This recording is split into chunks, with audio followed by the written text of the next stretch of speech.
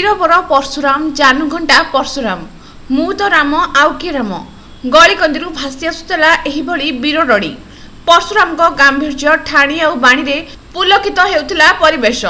परशुराम मुखर बचनिका सरु सरु साहिया मुखर मिलित भाव भासी आसुला हरिबोल रे।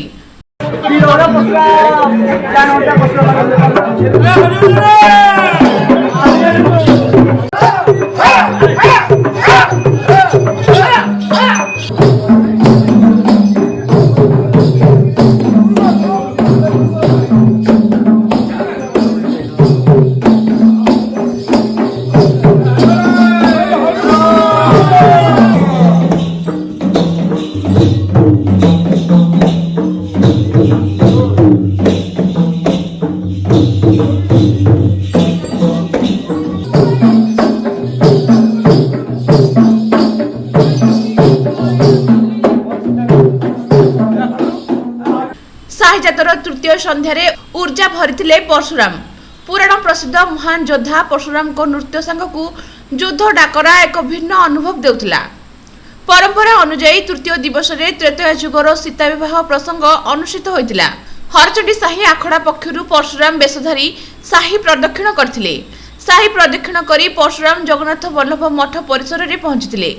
सेठारे श्रीराम और परशुराम भितर विवाद होई कला हरण नीति अनुष्ठित होइतिला। संस्कृति सांगकू भाईचारार निदर्शन देखा मिलता साही जातरे। हरचंडी साहियांक पटुआर साही जातर उत्साह को बहुगुणित करथिला।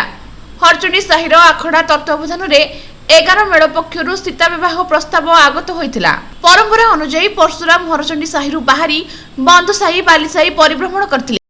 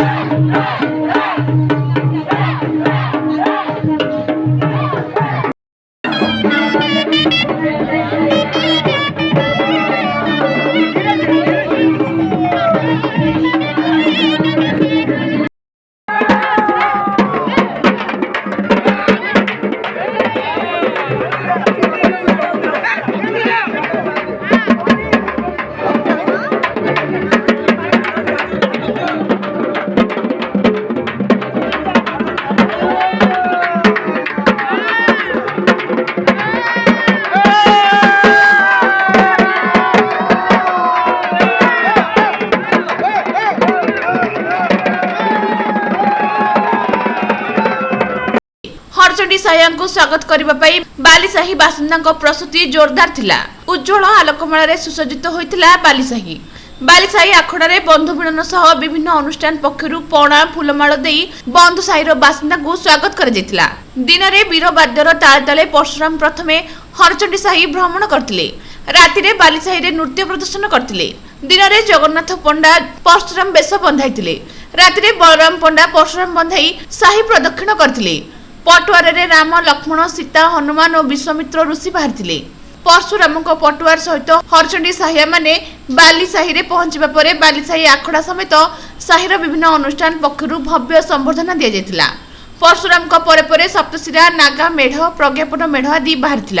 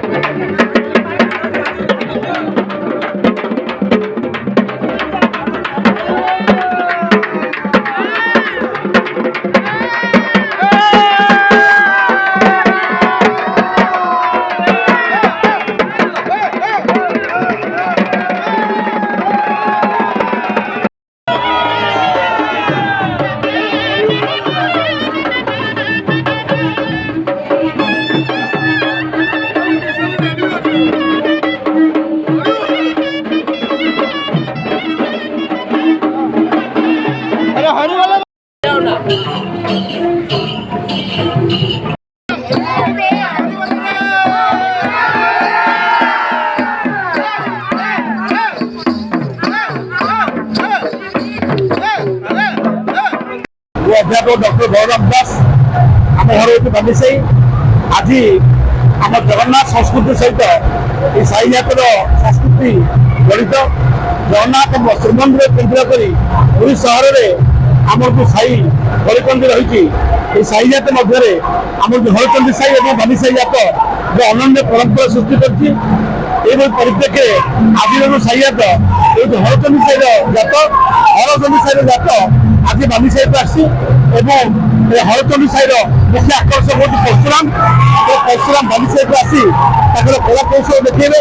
ଏଥି ସହିତ ନାଗା ନୃତ୍ୟ ପରିବେଷଣ କରିବେ ଏବଂ এই ନାଗା ସହିତ ଅନ୍ୟାନ୍ୟ ମେଢ଼, କାଳୀ ମେଢ଼, ଦୁର୍ଗା ମେଢ଼, ନୃସିଂହ ମେଢ଼, ଗଣେଶ ମେଢ଼, ଏଥିସହିତ ଅନ୍ୟାନ୍ୟ ସାଂସ୍କୃତିକ କାର୍ଯ୍ୟକ୍ରମ ସେମାନେ ଆସି ପରିବେଷଣ କରିବେ। ବାଲିସାହିର ବିଭିନ୍ନ ଯେଉଁ ଜାଗା ରହିଛି, ଆମର ଗୁଜଙ୍ଗ ଜାଗା, ବାଲିସାହିର ଆମର ନାଗାକୋଟି ଜାଗା, ଲୁହାଗଡ଼ ଜାଗା, ଆମର ଆଖଡ଼ା, এই ଜାଗା ମାନଙ୍କରେ ରହି ସେମାନେ ତାଙ୍କର କଳା କୌଶଳ ପ୍ରଦର୍ଶନ କରିବେ ଏବଂ ଆମର ସାହି ଜାତକୁ ଅତି ସୁନ୍ଦର ଭାବରେ ରୂପାୟିତ କରୁଛି। ଆମ ଶ୍ରୀକ୍ଷେତ୍ର ସାଂସ୍କୃତିକ ପରିଷଦ ସରକାରଙ୍କ ତରଫରୁ ମଧ୍ୟ ପ୍ରୋତ୍ସାହନ ଦିଆଯାଉଛି। এই ଯେଉଁ ନାଗା ନୃତ୍ୟ, ଏଇଟା ହେଉଛି ପୁରୀର ଏକ ଅନନ୍ୟ ପରମ୍ପରା। এই ନାଗା ନୃତ୍ୟ ଦୀର୍ଘ ଦିନ ଧରି ଚାଲି ଆସିଛି। ନାଗା ଦେଖିବା ପାଇଁ, এই ନାଗା ନୃତ୍ୟ ଦେଖିବା ପାଇଁ ପୁରୀ ସହରକୁ ଜନସାଧାରଣ ଆସନ୍ତି। ବିଶେଷ କରି ଆଉ ବାଲିସାହିର ଆଉ କିଛି ଦିନ ପରେ ବାଲିସାହିର ଯିବ ସାହି ଜାତ ହରଚଣ୍ଡୀ ସାହିକୁ ଏବଂ ବାଲିସାହିର ଆମର ସବୁଠାରୁ ସର୍ବଶ୍ରେଷ୍ଠ। ଏଥିସହିତ ପୁରୀ ସହରରେ ଅନେକ ସାହି ଅଛି। ଦେଓଗାଁ ସାହି, ମାଟିମଣ୍ଡପ ସାହି ଏବଂ କାଳିବାଚୁରୀ ସାହି, ଆଉ ସୁଆଲ ସାହି, କୁଣ୍ଡେଇମେଣ୍ଡୁ ସାହି, এই ସାହି ମାନଙ୍କରେ ମଧ୍ୟ ସାହି ଜାତ ସମ୍ପନ୍ନ ହୁଏ ଏବଂ ପୁରୀର ପ୍ରତ୍ୟେକ ସାହି ଗଳିକନ୍ଦିରେ ପରସ୍ପର ସାହି ସହିତ ବାଦି ସାହି ଅଛି। ଯେପରିକି ବାଲିସାହିରେ ବାଦି ସାହି ହେଉଛି ହରଚଣ୍ଡୀ ସାହି ଏବଂ କୁଣ୍ଡେଇମେଣ୍ଡୁ ସାହିରେ ବାଦି ସାହି ଦେଓଗାଁ ସାହି। ତେଣୁ ପ୍ରତ୍ୟେକ ସାହି ତାଙ୍କର ବାଦି ସାହିକୁ ଯାଆନ୍ତି এই ପ୍ରଦର୍ଶନ ଦେଖିବା ପାଇଁ। এই ଯାତ୍ରା ଆମର ରାମ ନବମୀରେ ଆରମ୍ଭ ହୋଇଛି ଏବଂ এই ଯାତ୍ରା ଶେଷ ହେବ ରାମ ଅଭିଷେକ ପରେ ଏଇଟା ଶେଷ ହେବ। ତେଣୁ এই ଅନନ୍ୟ ପରମ୍ପରା, এই ପରମ୍ପରାକୁ ଆମେ ଉଜ୍ଜୀବିତ ରଖିବା ପାଇଁ ଦୀର୍ଘଦିନ ଧରି ଆମେ এই ସାହି ଯାତ୍ରାକୁ ମୋତେ ଆନନ୍ଦର ସହିତ ଉପଭୋଗ କରୁଛେ ଏବଂ ମୁଁ ପୁରୀ ସହରବାସୀ ନୁହେଁ, ସମଗ୍ର ଓଡ଼ିଶାବାସୀଙ୍କୁ ନିବେଦନ କରୁଛି ସମସ୍ତେ ଆସନ୍ତୁ ଏବଂ ପୁରୀ ସହରର ଅନନ୍ୟ ପରମ୍ପରା, ଅନନ୍ୟ ସଂସ୍କୃତି, ଶ୍ରୀମନ୍ଦିର ସହିତ ଜଡ଼ିତ এই ସାହି ଯାତ୍ରା ଉପଭୋଗ କରନ୍ତୁ। ଜୟ ଜଗନ୍ନାଥ।